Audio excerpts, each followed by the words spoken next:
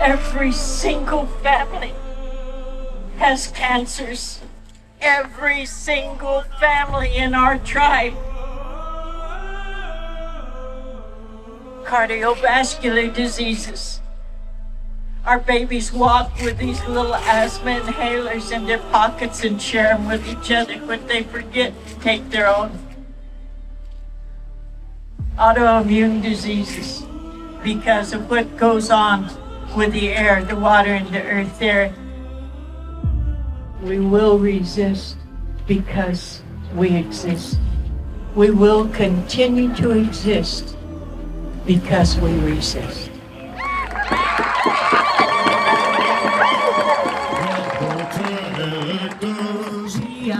We are the protectors.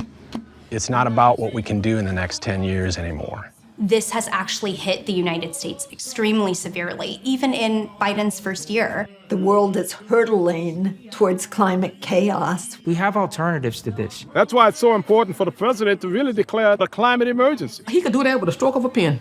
We are suffering and we are dying. And this has really woken us up. It has pulled us together. And if we do not stand up to the political calculus, we're going to lose everything.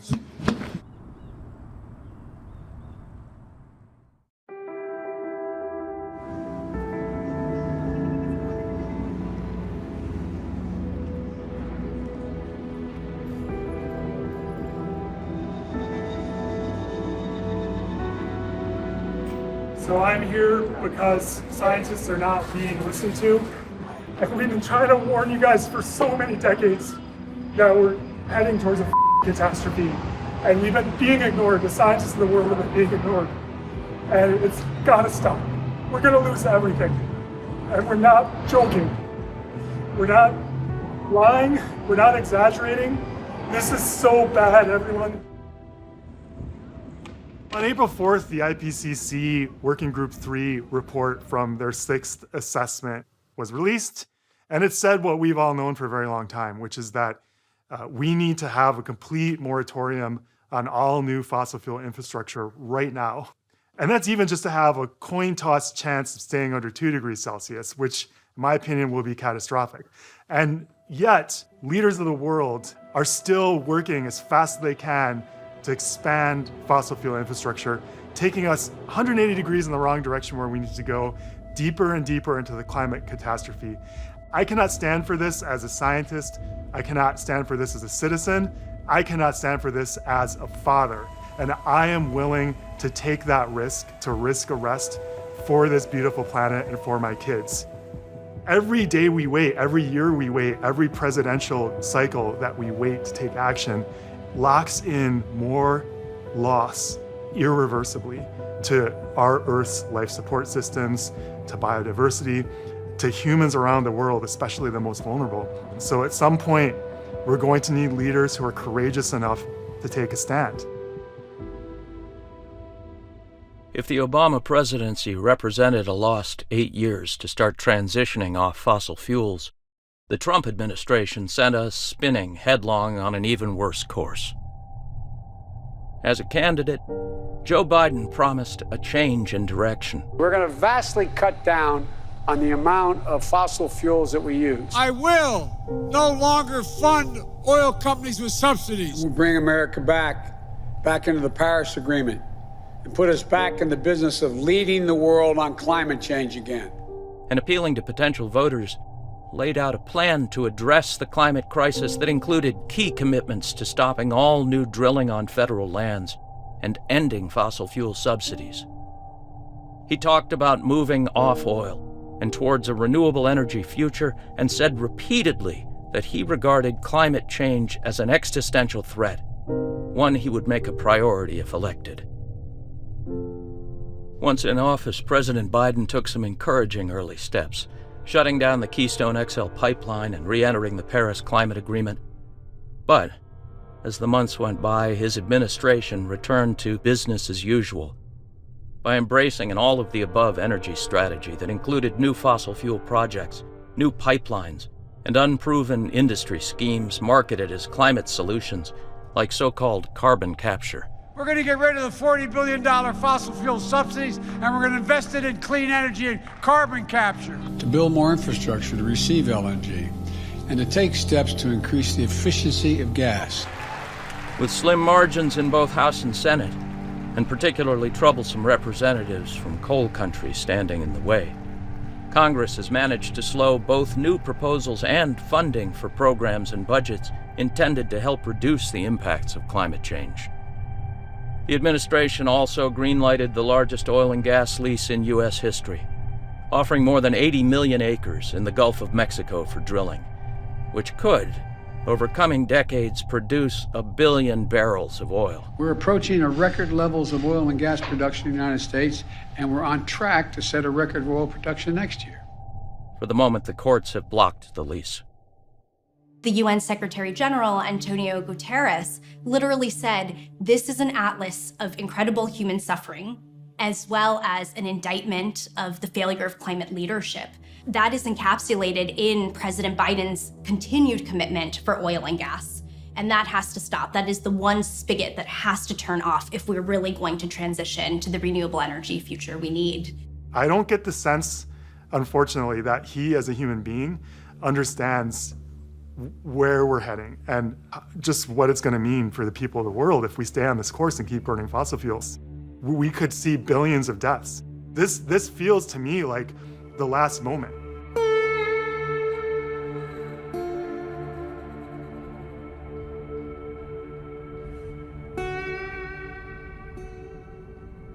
People over here have cancer. The lady in that second house back there, she died with cancer. Then a few months later, her husband died with cancer. One of our friends, he lived across the street from this facility, and he died with respiratory issues. It's sad, though. It's really sad to see what's going on. Sharon Levine lives in the same community where she was born, in Welcome, Louisiana, in St. James Parish. The former special ed teacher turned environmental activist lives just a mile from her birthplace alongside the Mississippi River, a neighborhood in the center of Cancer Alley. The 85-mile stretch from Baton Rouge to New Orleans, where oil, gas, and petrochemicals hang heavy in the air, and residents are 50 times more likely than the national average to get cancer. The parish officials voted for this area to be industrial. They did that in 2014 without the citizens of St. James knowing that they were doing it. And then when they sold our high school, sold our post office, and built this other plant, that's when I found out about it. So I had to make a choice. In 2018, she thought her hard-working days were behind her, until she learned of a $1.25 billion plastics manufacturing plant about to open next door. One that would have generated 1 million pounds of liquid hazardous waste every year. And I believe that every American has a fundamental right to breathe clean air and drink clean water. But I know that we haven't fulfilled that right. No, we haven't fulfilled that right for a generation or more in places like Cancer Alley in Louisiana. Armed with little more than statistics and tenacity, Sharon rallied her neighbors under the banner of Rise St. James and led the fight to deny the permits, which in 2019 they were. But despite their early successes, Sharon Levine and her Rise St. James neighbors are again feeling threatened, thanks to the announcement of a $10 billion Formosa plastics plant that hopes to be built just 2 miles from her home. Formosa plant would be 14 small plants inside the big complex. That's too much for any human being to breathe. They're going to make plastics. And the chemicals being used to make plastic are cancer-causing. And plus, they're going to pollute the river, our drinking water, even more. They don't care. They don't care about the people. They care about the profit. But it don't go to the citizens. It goes to the industry. But they want to make us a sacrifice so they can make their billions and millions of dollars. When they wanted to approve this plant to come into this district on the East Bank, a predominantly white community, they voted no for it. When they say put it in no 5th district, oh yes, all of them voted for it. Because you know why? Nobody would say a word in the 5th district. Nobody would even speak up in the 5th district until RISE came into existence. Politicians have let us down. They don't care about us. They're not trying to protect us. And the people in St. James look up to Rise St. James to help. We can't solve all the problems. We are suffering and we are dying. And I want to let President Biden know what's going on firsthand, not from the politicians, from the citizens of St. James. And I think once he see it firsthand, I think he's going to do something about it. I really feel like that. The oil and gas industry is sort of the biggest goliaths there are, and seems they're able to pull the strings and get their bidding done through our democratic institutions. So what I see happening is this kind of David and Goliath battle with all of us as the Davids taking on the fossil fuel Goliaths kind of for control over our democratic system. And so we are building a slingshot made out of good science that shows us what we can do, love for our children and for the planet, and then kind of grassroots political savvy. We can't desist, right? We're protecting life itself. We're protecting the only habitable home that we have, and so we just keep fighting.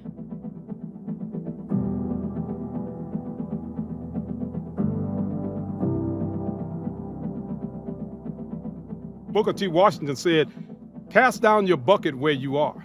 In other words, do what you can where you are. You don't have to worry about being Greta Thunberg. You don't have to even worry about being John Beard. God knows we don't need too many of us. But we need to be the best person we can be. We need to do our part. But we can't let money drive us. It's got to be about the people. There's too much suffering going on.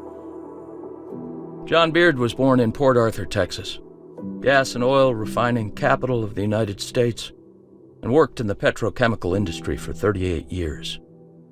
Today, he still lives in Port Arthur and heads the Port Arthur Community Action Network, in the same neighborhood where he grew up, refusing to leave, despite the heavy, ever-present smell of oil and gas in the air. Coming from within the industry, in the past few years, Beard has become a leading voice against fossil fuel expansion, though living in the heart of a community that extracts a fortune from oil and gas refining. It's carcinogenic compounds. It's compounds that are toxic. And how much of that are you going to breathe every day without there being some toxic or chronic effect on your health? And people seem to ignore that and tell you it's about jobs. You have a population of a city of 55,000, 2/3 of which are considered economically disadvantaged. Average income here is $35,000 a year. His average home value here is less than $60,000. So in spite of all the wealth that the petrodollars bring, the expansions that come here, the constant expansions and the constant programs that are saying, we're going to hire Port Arthur people, we're going to create jobs, the jobs don't go here. Should we be sacrificed so America can have oil and gas where we can do this in a better way? We have to transition away from this toxic fossil fuels, because if we don't, then we're all going to be stuck breathing this air. We're all going to be stuck with sea level rise and bigger, more impactful storms, more fires out west, more flooding in the coastal areas. You're going to have more cancer clusters, more diseases that are happening that we don't have any solution to. We're all going to be stuck with not having the type of jobs or quality of life for our children, children's children that we want to see happen. No more expansions, no more pipelines, no more gas terminals, no more oil exports. You can't do it. There's too much suffering going on. Another world is possible. The question is, do we have the courage and the will to make that world come into existence? And we're going to have to do it, or else we won't have this world any longer. The fossil fuel party is over now, and these guys need to be evicted because they are posing a national security threat. They're upending our ability to have pollination, which drives our food system. We won't be able to do farming. Fresh water is becoming unavailable. All these kind of basic things that we need to run a civilization are under threat. And it's the job of the federal government to look out for the well-being of the citizenry.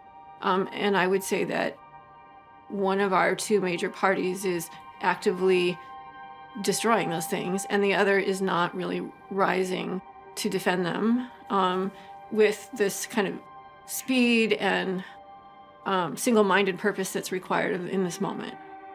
The boom in liquefied natural gas plants, monstrous facilities that receive gas by long bomb trains traveling across the country and liquefy it on site so that it can be loaded onto massive transoceanic ships, is thanks to rules changed under President Obama that allowed U.S.-produced gas and oil to be exported.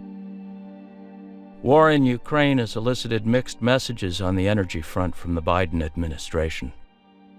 The fact that Europe remains addicted to Russian oil and gas opened the door to the possibility of pushing for renewable energy expansion.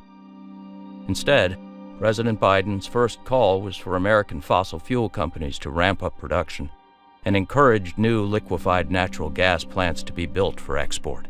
We're going to work to ensure an additional 15 billion cubic meters of liquefied natural gas, LNG, for Europe this year. To accomplish this, the European Commission is going to work with the member states to store gas across the continent, to build more infrastructure to receive LNG. There is nothing temporary about a build-out of new LNG terminals. Once billions of dollars have been sunk into new pipelines and refineries, and the oil and gas are flowing, companies and petrostates will have every incentive to keep them going. Most of these new plants will just be hitting their stride in 2050, the year we're supposed to be off fossil fuels. Instead of the Biden administration slowing down or doing everything that they could within their power to at least slow walk leases, they ended up going the exact opposite direction and have actually leased more oil and gas permits than the Trump administration to date. The United States has become the #1 extractor of oil and gas from the ground and the #1 exporter of natural gas and crude oil in the world. And that's a shameful fact. And it's the liquefied natural gas that makes that possible. The way to get gas across the ocean to foreign markets is different because gas takes up a lot of room when it's a vapor, right? So you need to squish it into a liquid. And to do that, you have to build a whole power plant. So that requires lots and lots of energy and lots of emissions on top of what you're already getting from fracking it out of the ground, right? The LNG export market is really what's driving the whole train now. It's kind of the tail that wags the dog. Today, there are more than 110 LNG facilities up and running on America's coastlines, with a demand for more. Projects like this in Miami, built by New Fortress Energy, are part of our growing coastal skylines. New Fortress would like to build a similar plant in the tiny community of Gibbstown, New Jersey, which sits on the Delaware River just beneath the Philadelphia airport. For the moment, permits have not been granted.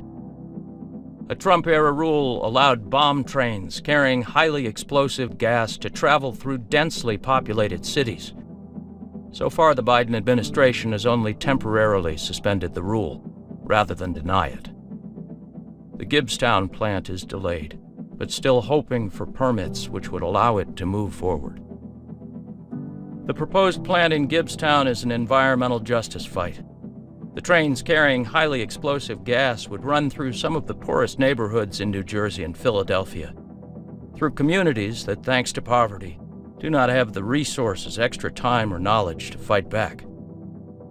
If or when there are accidents, derailments, explosions, leaks, it is those same low-wealth neighborhoods on the front lines that would pay the heaviest costs.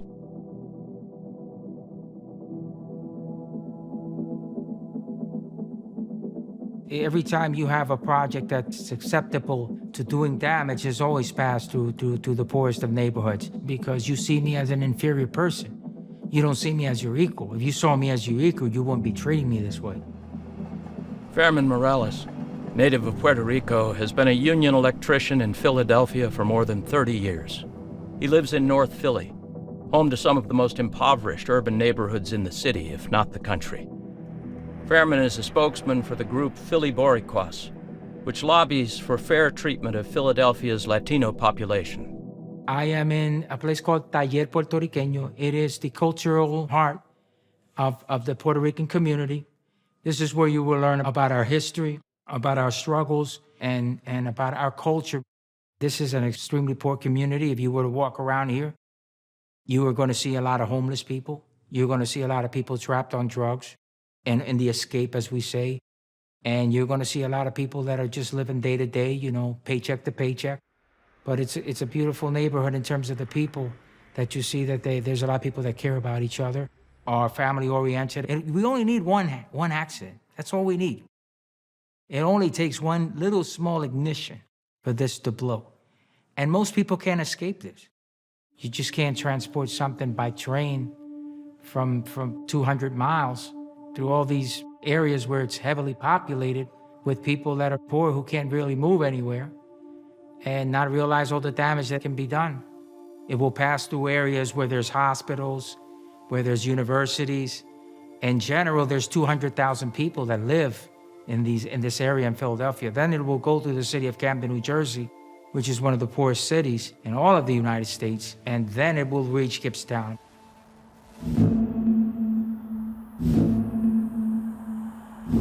The terminal's right down the street and next to a daycare, in fact, and their plan is to export liquefied natural gas, or frack gas, and to export it outside of the country so it will not be for American use. Kate Delaney was born in southern New Jersey, where she and her family still live.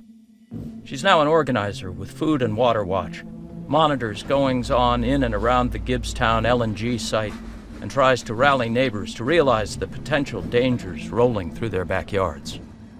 This would not be by special rail cars. This would just be existing rail cars, major highways, and through various communities. And the public doesn't even know that this is happening. And it's by schools, it's by nursing homes, it's by, natural areas that we want to protect. It is highly volatile, and if there was an accident somewhere along the route, then they would need to evacuate for a 2-mile radius. And again, people don't even know that this is going to be in their backyard. Neighbors of the proposed location on the Delaware River across from Philadelphia are used to living near threats. The site previously housed a DuPont plant that manufactured dynamite.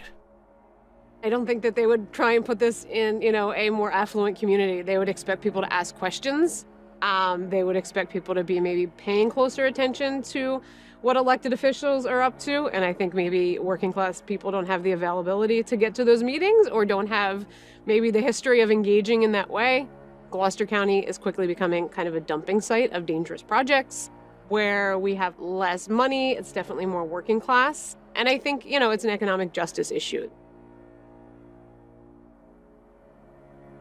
There is an incredible exploitation that is in this capitalist system that we're living in right now.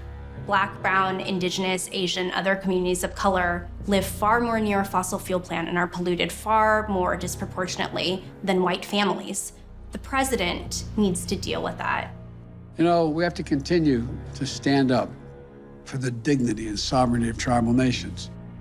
I mean, just because the administration hasn't done anything doesn't mean that they can't in the future. The president can stop LNG export terminal permits, fracking and drilling permits, stop investing billions and billions of dollars in fossil fuel infrastructure. There are just so many ways that they can challenge the fossil fuel industry. And what I think it's going to take is continued work by concerned citizens who are going to press President Biden to do what he should do. And with the power of a pen, he could stop Dakota Access. And with the power of a pen, he could stop Line 3, and stop Line 5, and stop Mountain Valley Pipeline, and stop all this stupid fracking. On his first day in office, President Biden revoked the permit needed to open the Keystone XL pipeline. A half-built pipeline project already under construction in Virginia. The Mountain Valley Pipeline is years behind schedule, billions of dollars over budget, and deserves the same fate as the XL Keystone project, to be shut down.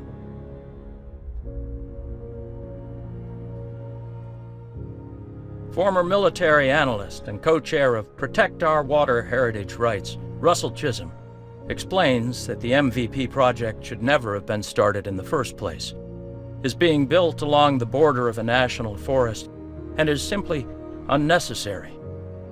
Today, even according to its builders, the project is only 55% complete. Yet, citing the impetus created by the war in Ukraine, local politicians, including Senator Joe Manchin, have been pushing for the pipeline to be finished immediately.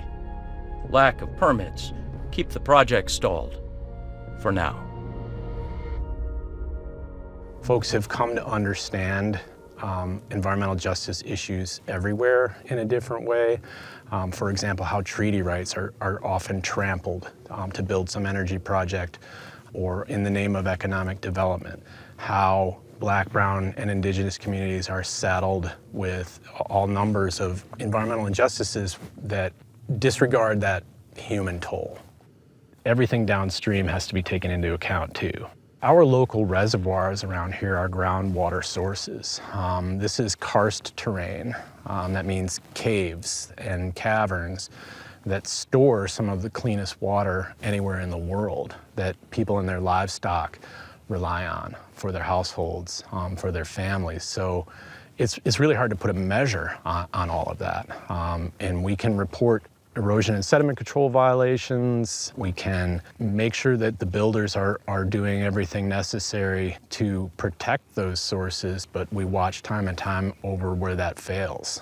In every decision that Biden makes as an executive, climate should be at the front of the conversation. And if you listen to the scientists, it's not about what we can do in the next 10 years anymore. It's about what we need to be doing right now. And that again comes back to a project like this at 99.999% complete can never be shipping methane downstream. Our communities have been devoted to stopping this over 7+ years. And a small group of people fighting for each other can really change the direction of our energy needs, the conversation around energy, the conversation about worker rights, all of that. It can't just be from us. We don't have the power of somebody like Joe Biden. It starts with him. We've carried the load, and I think we're ready to hand it off to somebody with that level of power and control to join us.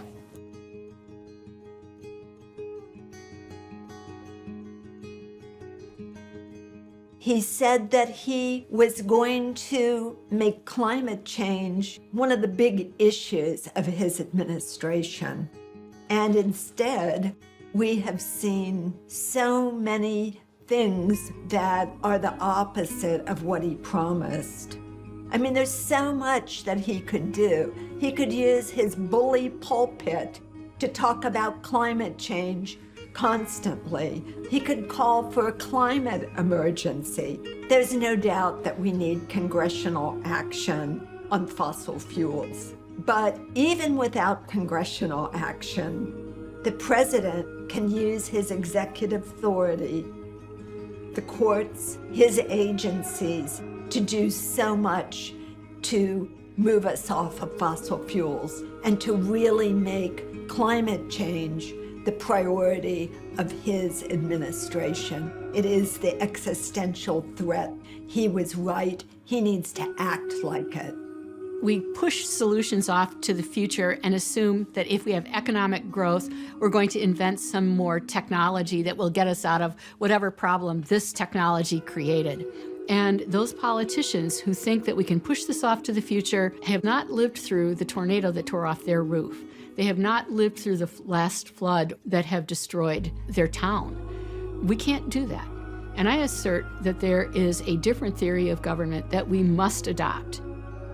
Perhaps the most insidious of the energy plans promoted by the Biden administration, in particular by Secretary of Energy Jennifer Granholm, is a new technology known as carbon capture. By capturing and storing carbon dioxide from polluting sources, we can make real progress in tackling the climate crisis and in moving toward a clean energy future. It's a positive-sounding solution, heavily promoted by the fossil fuel industry, akin to natural gas or fracking, which on the surface can be made to sound appealing. But carbon capture is just another way for the fossil fuel industry to profit by producing more carbon emissions and cleaning up nothing. So what carbon capture and storage is a complex set of machines that is attached to a smokestack where carbon dioxide is being emitted. and it captures that CO2. We've got to decrease carbon emissions across our economy and remove CO2 from the air at the same time.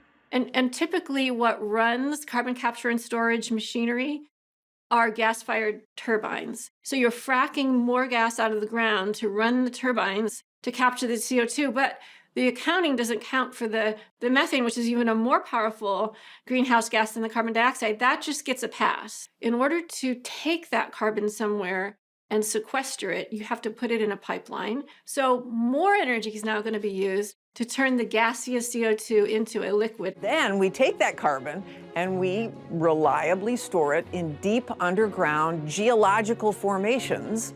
And so if it should find naturally occurring fractures and fissures, which we know from fracking are down there, right? And enters our groundwater aquifers, which lie above, again, CO2 is going to turn into carbonic acid and acidify people's drinking water supply. The same phenomenon happens in those pipelines. If there's any water at all, it turns into acid and can eat the pipeline away. You can have a rupture of a pipeline, and we've seen it happen in a place called Satartia, Mississippi. It's colorless, it's odorless, it's CO2. People started having seizures, they were falling down. All the ambulances, they sputtered to a stop because combustion engines also need oxygen to run, not just people, right? And then here's like the thing that adds insult to injury. 80% of the carbon that's captured isn't actually stored in a vault somewhere. It's used to get more oil out of the ground.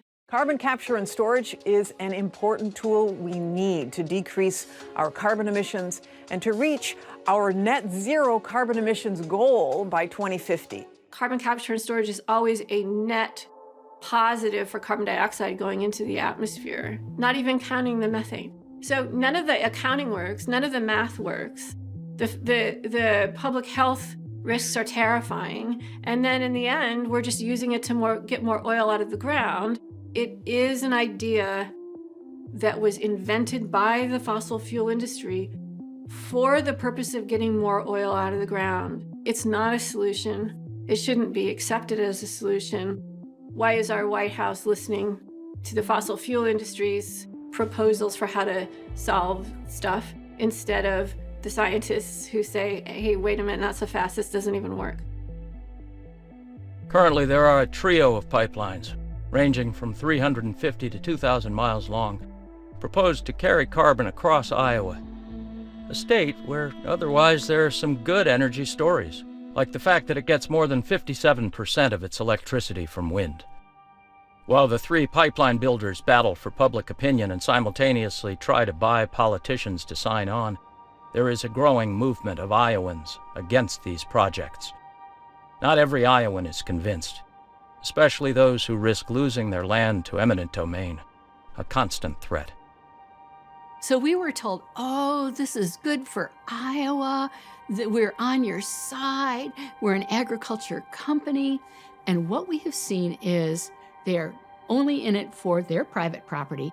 And the landowners know that this is a terrible idea.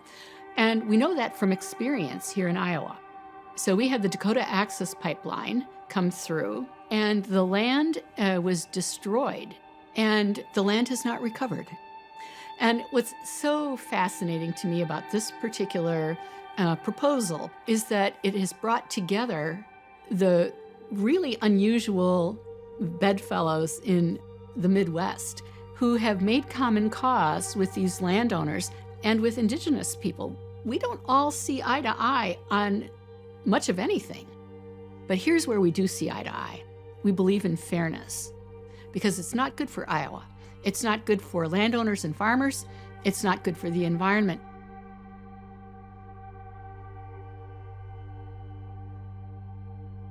We're all of one mind, and the mind is that we love our land. Jessica Wiskus, a classically trained musician and academic researcher, lives with her husband and 9-year-old daughter, a farm field away from where one of the pipelines would be buried. When these land agents come in from the pipeline companies, they're offering us some payments for the land that they see on a property deed. But they disregard the gift of the land. They disregard what the land truly means to us. Those easements will have the pipe in the ground forever. There is no plan ever to take them out again. So it would be in there for my generation and my daughter's generation, my grandchildren's generation.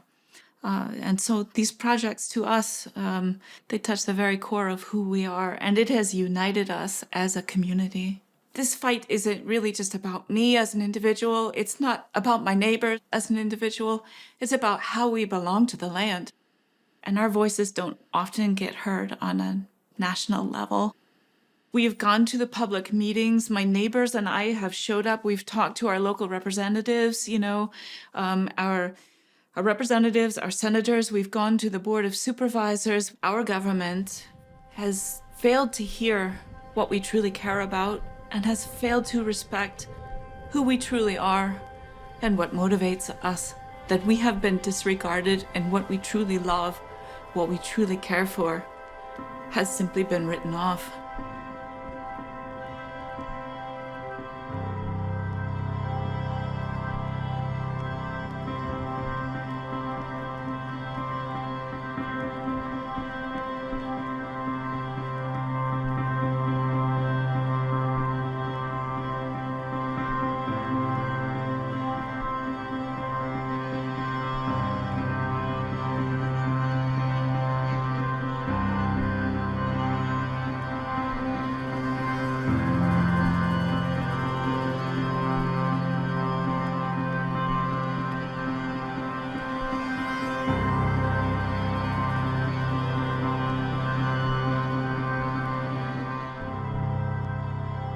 Dear President Biden. Dear President Biden. Dear President Biden. Dear President Biden. Earth breakdown is the single biggest threat facing humanity and our entire planet right now.